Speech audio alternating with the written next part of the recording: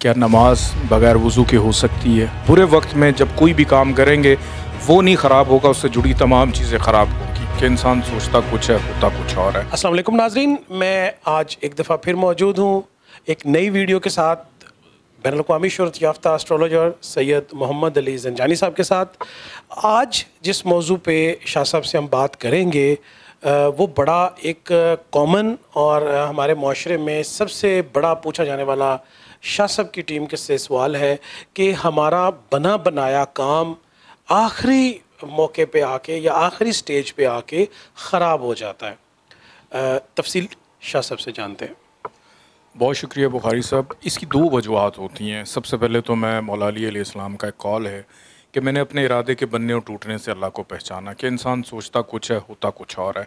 और सबसे इम्पॉर्टेंट चीज़ ये होती है ये देखना कि जो भी काम आप करने जा रहे हैं बिल्कुल वो एंड पे आके रुक जाता है। आपने कारोबार शुरू करने लगे हैं, कोई नुकसान हो गया, आपकी शादी की कहीं पर बात चल रही है, नुकसान हो गया, किसी के साथ मीटिंग है वो नहीं हो सकी, वीज़ा आपका रिफ्यूज़ हो गया, बहुत सारी इसके अंदर चीज़ें आ जाती हैं कि लोगों के काम बिल्कुल एंड पे बने बनाए बिगड़ जाते हैं, ख़राब हो जाते हैं और उस वजह से रिलेशनशिप में, ख़ानदानों में, घरों में बड़े मसले मसाइल पैदा हो जाते हैं। तो इसके लिए सबसे पहले देखना ये ज़रूरी है कि आप जो भी काम कर रहे हैं, चाहे वो शादी है, कारोबार है, ट्रैवल है या कोई भी ताल्लुक़ आप जोड़ने जा रहे हैं, सबसे पहले तो ये देखें कि जिसके साथ आप अपना ताल्लुक़ जोड़ने जा रहे हैं आपके ज़ायचे के मुताबिक उसकी और आपकी कंपैटिबिलिटी कैसी है। जो काम है वो आपके लिए मौजू है, आपके मिजाज के मुताबिक, आप जिस अरसे से गुज़र रहे हैं, आपके सितारे गर्दिश में तो नहीं है। अगर सितारे गर्दिश में चल रहे हैं तो फिर आप बुरे वक्त में जब कोई भी काम करेंगे वो नहीं ख़राब होगा, उससे जुड़ी तमाम चीज़ें ख़राब होंगी। आपके ताल्लुकात भी ख़राब होंगे, काम भी ख़राब होंगे। तो ज़ायचा आपको बेहतरीन रहनुमाई दे देता है कि कब किस वक़्त कौन सा काम आपके लिए सूटेबल है, किस अरसे में आप करें, आपको मायूसी नहीं होगी।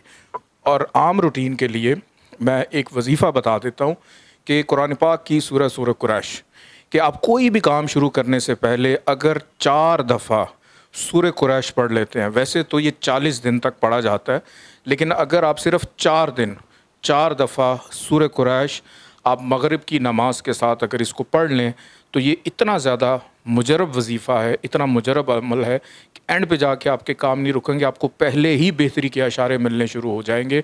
लेकिन इसकी ज़कात भी होती है कि अगर आप सूरह कुरैश पढ़ रहे हैं तो पढ़ने से पहले या बाद में 400 रुपया आप ज़रूर इसकी ज़कात निकाल दीजिएगा। किसी को भी आप दे सकते हैं, तो इंशाल्लाह अल्लाह पाक बेहतरी करेगा।